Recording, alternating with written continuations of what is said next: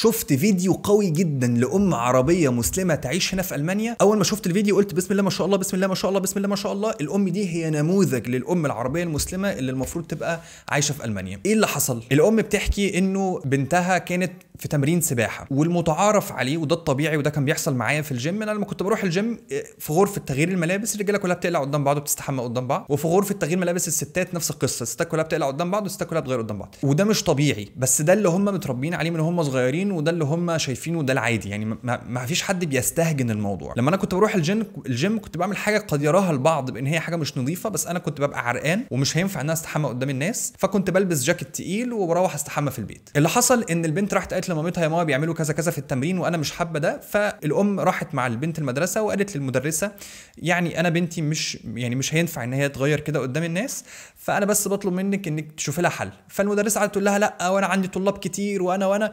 وخلاص اللي هو الموضوع مش هينفع يعني. فالام قالت لها لا هو حتى لو انت هتمسكي لها مثلا فوطه او حاجه وهي تغير في الوقت ده. الفكره هنا انه الطبيعي ان الالمان بيجاوبوا بنفس الاجابه، لا هو في قواعد وهو في رولز وهو في عدد كبير من الطلاب، انا مش هقدر ان انا اعمل لها سبيشال كيس محدده. فالام بتقول ان هي ردت بحزم، يعني بحزم بس بلطف بس بحزم، ان هو احنا هنلاقي حل للموضوع. وبالفعل الست قالت لها بنتك ممكن تغير في الحمام، لقت حل للموضوع.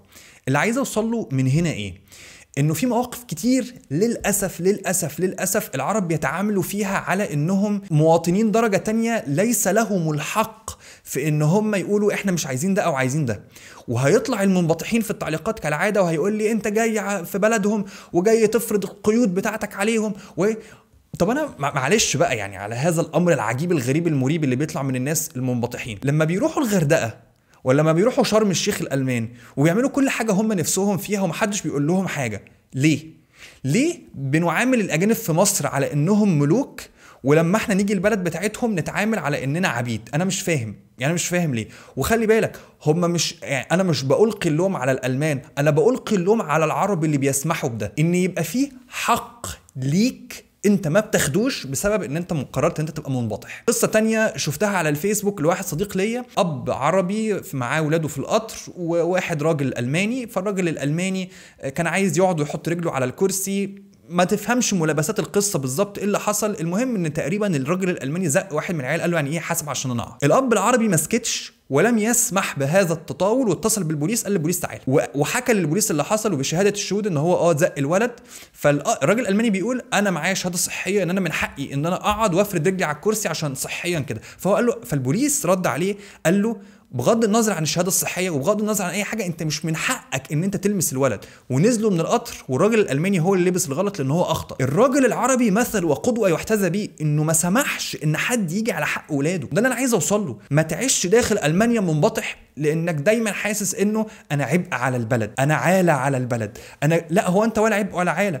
انت لو جاي بتشتغل وجاي بتدفع الضرايب بتاعتك وجاي بتعمر في البلد وجاي بتجتهد وبتسعى وبتعمل كل حاجه، فانت زيك زي الالماني. انت مطلوب يا حبيبي، انت مطلوب. في عجز في عدد المواطنين هنا او العمال هنا او الموظفين هنا، عشان كده عمل لك القانون بتاع الهجرة الجديد وقال لك انا هسهل الهجرة وهخلي الناس تيجي بالسهولة. هو محتاج ان انت تيجي، انت بتساعده في تعمير البلد. انت مش جاي على انك عبد تعيش تحت رجليه، لا انت ايكوال، انت متساوي زيك زي الالماني. هي بلده صح وهو ليه حق فيها يمكن اكتر منك، بس ده مش معناه انك تعيش منبطح. انبطاحك يعني ذل. والله يا جماعه الانبطاح ده ذل ملوش اي لازمه. يعني انا بحط نفسي كده مكان الالمان ساعات اقول يا ترى لو انا الماني وشفت واحد عربي كده منبطح ذليل قدامي انا هحس بايه؟ يعني هحس هو ليه عامل كده في نفسه؟ ما بتكسبش حاجه، حقك خده بالقانون. مش محتاج ان انت تعمل بقى حاجات اوفر بقى واخد حقي بدراعي وبتاع، لا خد حقك بالقانون. لما يبقى في حاجه من حقك ان ابنك ما يقلعش قدام العيال التانية، يبقى خلاص هتقول انا مش عايز ابني يغير قدام العيال التانية، ده حقك. الالمان بيعملوا كده. هقول لك قصة عشان اثبت لك ان الالمان ذات نفسهم بيبقوا عايزين ان احساس الذل اللي عند الاجانب ده ما يبقاش موجود. كنت راكب الاتوبيس ومن الطبيعي ان الاتوبيس فيه 4 اماكن لعربيات الاطفال، قانونيا في 2 أو 3 اماكن، لكن العرف جرى انه في 4 اماكن الناس بتحط العربيات بالطول ويكفي 4 اماكن. فكان في عربيتين محطوطين وفي امراه سمراء البشره جايه تركب، فالسواق ما رضيش يركبها وقال لها انا ما اقدرش اركبك عشان العدد بتاع العربيات معدي العدد المسموح. فالناس اللي حاطين العربيات بتاعتهم تخلوا العربيات على جنب وقالوا للسواق على فكره هو في مكان كبير واسع فاضي فخليها تركب.